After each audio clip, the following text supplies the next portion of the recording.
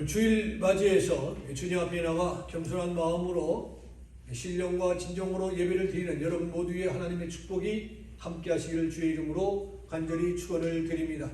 오늘 이 말씀을 중심으로 예수님의 삶을 따르는 사람이라는 설교의 제목으로 함께 은혜를 나누고자 합니다. 자신의 자서전을 남기지 않는 예수님의 삶을 속속들이 아는 것은 참으로 어려운 일 중에 하나입니다. 그러나 신약성경의 내용만으로도 예수님의 삶을 헤아리는 것은 넉넉하지 않는가라는 생각을 합니다. 예수님 자신의 교훈을 통해서 그리고 제자들과 복음서를 통해서 예수님의 삶이 어떤 삶이었던가를 쉽게 찾을 수 있습니다. 오늘 본문은 예수님께서 자신의 삶의 모습과 그 내용을 밝혀주시고 있는 말씀이 기사가 오늘 본문의 말씀입니다. 첫째로 예수님의 삶은 짐을 지신 삶이었습니다. 오늘 본문 17절에 보면은 이는 우리의 연약한 것을 친히 담당하시고 병을 짊어지셨다라고 말씀하고 있습니다. 이사야서 53장 4절을 보면은 이사야는 장차 오실 메시아의 삶을 이렇게 예언하고 있습니다. 그는 실로 우리의 질고를 지고 우리의 슬픔을 담당하였거늘 이라고 말씀하고 있습니다. 짐은 가벼울수록 편하고 좋습니다. 정신적인 짐이든 경제적인 짐이든 짐이 무거우면 고생스러운 것입니다. 그런데 주님은 마태복음 11장 28절에서 수고하고 무거운 짐진 자들아 다 내게로 오라 내가 너희를 쉬게 하리라 했습니다. 그 어떤 위인도 내 짐을 가볍게 내가 쉬게 해주시겠다고 말한 이는 단 한 사람도 없습니다. 여기 주목할 것이 있습니다. 예수님 자신이 우리의 짐을 대신 져주심으로 우리의 짐을 가볍게 해주셨다라는 것입니다. 이사야 53장 5절을 보면 그가 찔림은 우리의 허물을 위하며 그가 상함은 우리의 죄악 때문이라 말씀하셨고 그가 징계를 받음으로 우리가 평화를 누리고 그가 채찍에 맞음으로 우리는 나음을 받았도다라고 말씀하고 있습니다. 그리고 이어서 6절의 끝을 보면 우리 모두의 죄악을 그에게 담당시키셨도다라고 말씀하고 있습니다. 결국 예수님은 십자가까지 대신 지심으로 우리를 죄에서 구원해 주셨습니다. 사망에서 생명으로 옮겨주셨고 그 축복을 받아 누리는 것이 바로 우리 모두의 은총이요 축복입니다. 우리는 이 놀라운 사랑을 죄진받던 우리 구주 어찌 좋은 친구인지라고 찬양하고 있지 않습니까? 그리고 내 짐을 지신 주님은 우리에게 오라고 초청하셨고 우리의 짐을 가볍게 해주시겠다고 친히 약속해 주셨습니다. 문제는 내 짐을 져주시는 주님께 우리의 짐을 맡기지 못하는데 안타까움이 있다는 것입니다. 오늘 아침에 주 앞에 나와 예배를 드리며 모든 무거운 짐들을 내어 맡기고 그리고 집에 가실 때에는 다 맡긴 걸 도로 찾아가지 마시고 가벼운 마음으로 집에 돌아가 홀가분한 마음으로 평안한 중에 한 주간을 승리할 수 있는 여러분이 되기를 축복합니다. 내 짐을 져주신 주님께 짐을 맡깁시다. 마태복음 28장 11장 28절에 본 것처럼 수고하고 무거운 짐자들아 다 내게로 오라고 했습니다. 그 짐을 맡김으로 여러분의 마음의 짐이 덜어짐으로 마음의 큰 평안을 유지해 나갈 수 있기를 원합니다. 한 가정을 대표하는 가장의 경우를 한번 생각해 봅시다. 가장이 어떻습니까? 남편이요, 아버지요, 가장이요, 사인이요, 직장인이요. 그가 져야 할 짐들이 수를 셀 수 없이 참 많이 있습니다. 그러나 큰 무거운 짐은 무슨 짐입니까? 성경은 말씀합니다. 죄의 짐입니다. 죄의 짐은 그 누구도 자기 힘으로 벗거나 해결할 수가 없습니다. 내 짐을 져주시는 주님께 맡기는 여러분이 되기를 주의 이름으로 축원합니다. 둘째로 예수님의 삶은 머리둘 곳이 없는 삶이었습니다. 오늘 본문 20절 말씀을 함께 합독하도록 합니다. 예수께서 이르시되 여우도 굴이 있고 공중에 새도 거처가 있으되 인자는 머리둘 곳이 없다 하시더라 말씀하고 있습니다. 산을 떠도는 산짐승도 거처가 있고 굴이 있습니다. 하늘을 날아다니는 새도 깃들 곳이 있습니다. 그리고 사람마다 형편의 차이는 있을 수 있지만은 뭐가 있어요? 거처가 있어요.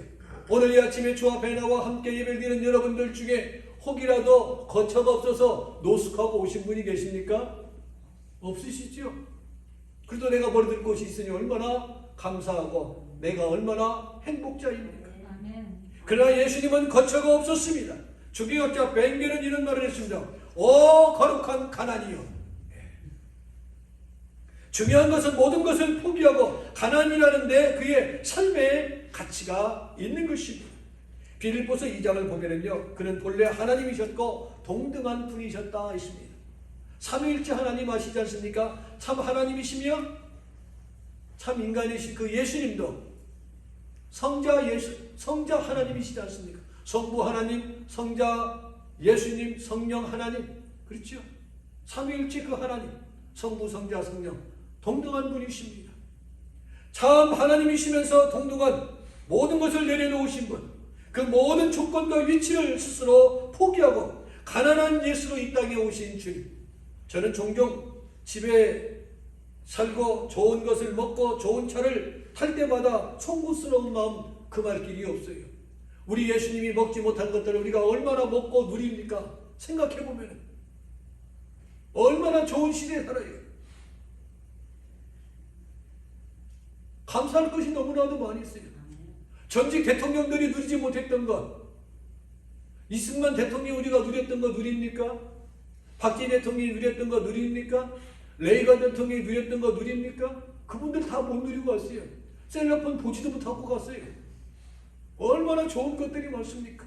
그야말로 조선왕조 500년 한명이가 뭐라 했어요? 세상은 내 손바닥에 있어 라고 했던 시대가 온 거 아니겠습니까?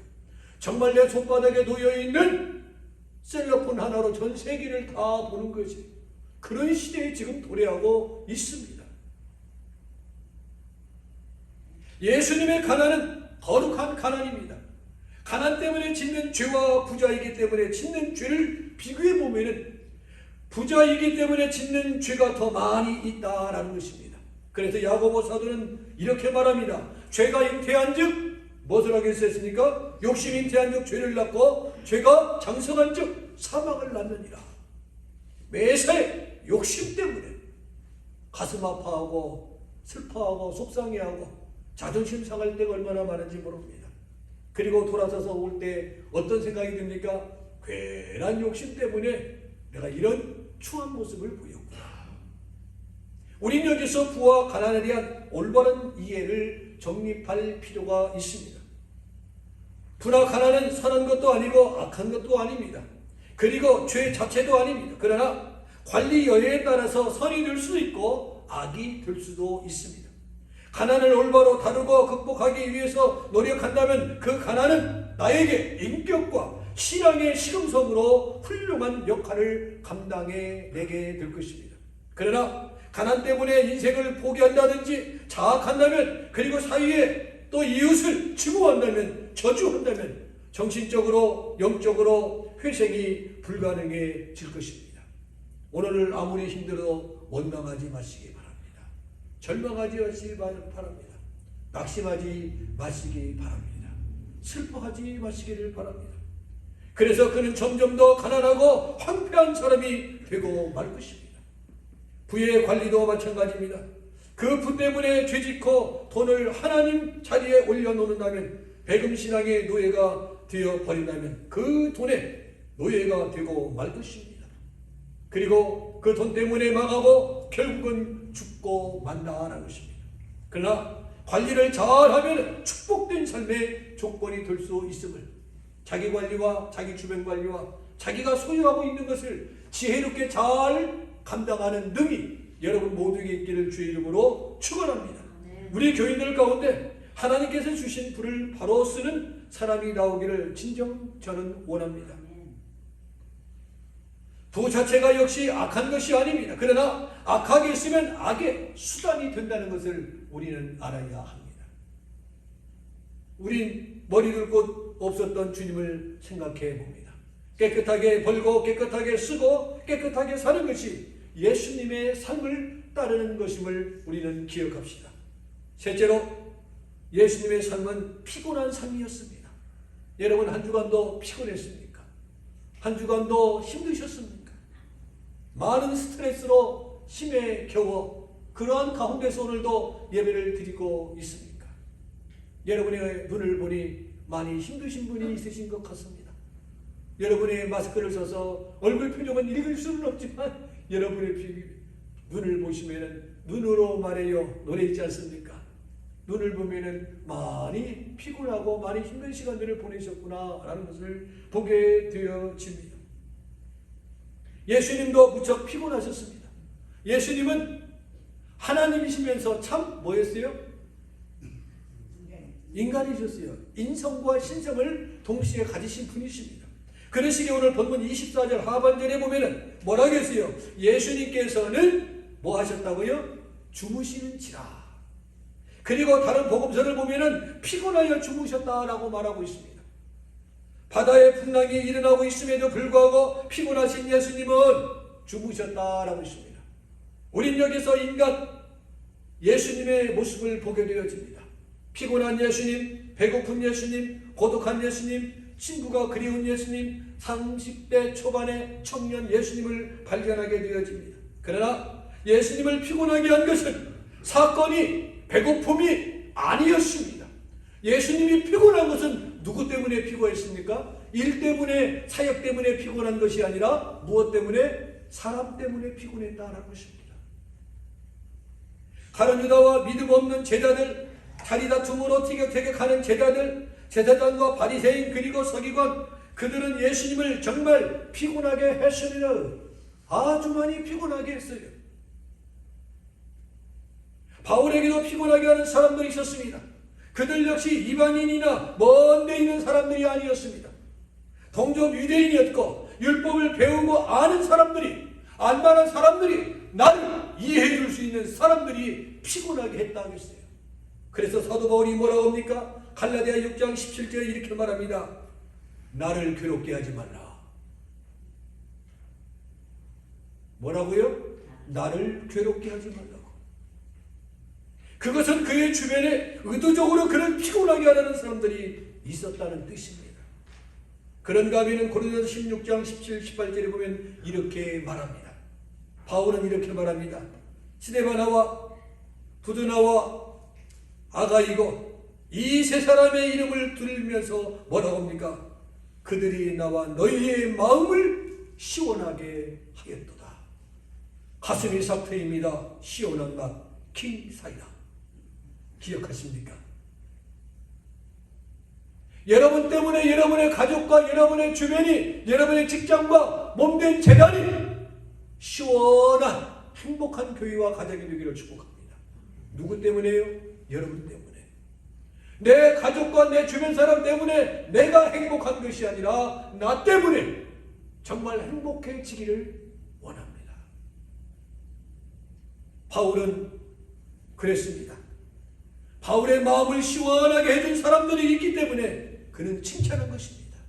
내가 여러분 때문에 정말 마음이 시원합니다. 내가 정말 힘들고 어려운 시간들을 보내지만, 내가 지금 감옥에 있지만은 여러분이 생활을 잘하고 있다는 소식을 들을 때 내 마음이 그렇게 기쁠 수가 없습니다. 그렇게 행복할 수가 없습니다. 정말 막혔던 내 가슴이 뻥 뚫리듯이 너무나도 시원합니다. 시원한 사람, 피곤을 풀어주는 사람이 됩시다. 주님이 나를 생각만 해도 시원해지도록 우리 오늘부터 새 출발하십시다. 마지막으로 네 번째는 예수님의 삶은 꾸짖는 삶이었습니다. 오늘 본문 26절을 보면은요, 뭐라고 말씀합니까? 예수께서 이르시되 어찌하여 무서워하느냐? 믿음이 작은 자들아 하시고 곧 일어나사 바람과 바다를 꾸짖으시니 아주 잔잔하게 되었다라고 말씀하고 있습니다. 예수님이 꾸짖으신 대상은 크게 네 가지입니다. 첫째는 자연입니다. 자연도 피조물이기 때문에 꾸짖으시면은 어떻게 하세요? 복종했습니다. 둘째는 타락한 지도자입니다. 특히 서기관과 바리새인들, 외식하는 지도자들을 예수님께서는 책망하셨습니다. 셋째, 타락한 도시입니다. 교만한 도시를 책망하셨습니다. 그 대표적인 도시가 어디입니까? 고라신, 벳세다, 가버나움 등입니다. 그런데 그 도시는요, 흔적도 없이 사라졌고 풀도 나지 않는다라는 사실입니다. 이렇게 하나님의 저주가 무서운 것입니다.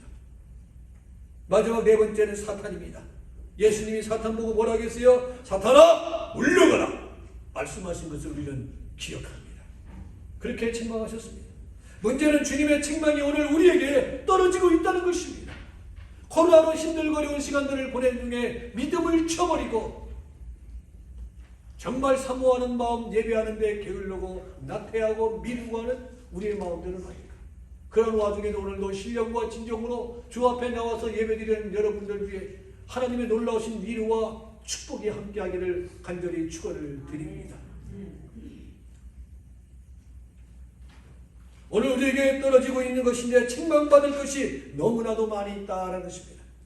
겸손하게 받고 회개하면 용서와 은총이 임하게 되지만 불순종하면 심판이 기다리고 있다는 것을 우리는 기억해야 합니다. 위장병으로 고생하는 어느 집사님이 계셨습니다. 음식물이 들어가면 속이 쓰리고 그 쓰리고 난 다음에는 저녁에 잠을 제대로 못 자니까 평소에 어떻게 했어요 여러분? 짜증나고 또 신경질 부리고 더 중요한 것은 졸리는 거예요. 졸리다가 보니까 생활이 안 되는 것입니다. 왜? 저녁에 속이 쓰려서 잠을 제대로 청할 수가 없기 때문에 낮 시간에 일하다가도 졸고 예배 시간에도 졸고 이 졸음 때문에 참을 수가 없는 것입니다. 그런 와중에 그 교회에 부흥회가 열렸습니다. 그래도 내가 은혜 받았다는 간절한 마음이 있기에 그 몸을 가지고 저녁 예배 부흥회에 참석했습니다.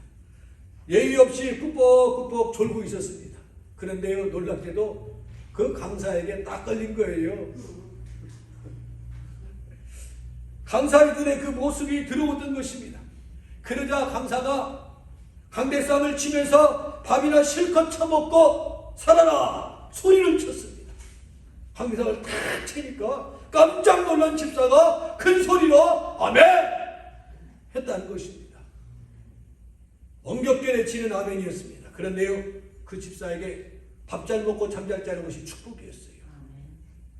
그 집사에게 그보다 더 큰 축복이 어디 있겠습니까?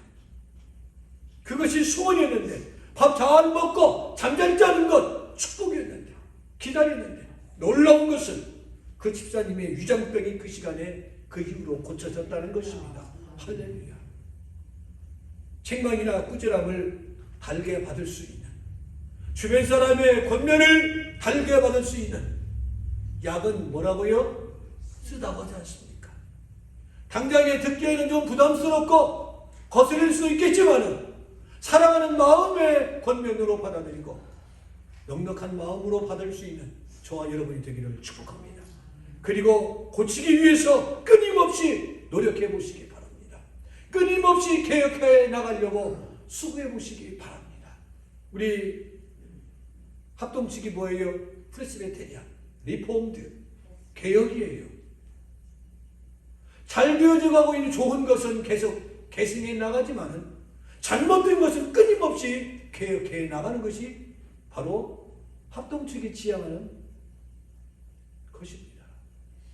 우리가 가정적으로, 가문적으로, 교회적으로 잘못된 거 하지라도 계속 개선하는 것이 아니라 끊임없이 개혁해 나가고 좋은 점은 개선해 나가서 건강한 가정과 교회가 될 수 있도록 그리고 서로가 권면해주고 서로가 사랑도 해줄 수 있는 그러한 재단과 가정이 되기를 축복합니다. 그것이 예수님의 삶을 따르는 것입니다. 날마다 예수님의 삶을 원하면 날마다 예수님을 따르는 여러분이 되시기를 주님의 이름으로 간절히 축원을 드립니다. 이제는 우리 주 예수 그리스도의 은혜와 성부 하나님의 무한하옵신 사랑하심과 성령님의 교통 교제 역사 인도 충만하심의 은총이 오늘 주 앞에 나와 제단을 쌓는 온 교우들 위해 EM, SM, KM 위해 그리고 모든 사역자들과 당회원과 모든 재직들 위해 교우들 가정과 생업 위해 스라의 모든 자녀들 위해 이제로부터 영원토록 함께 있을지어다. 아멘.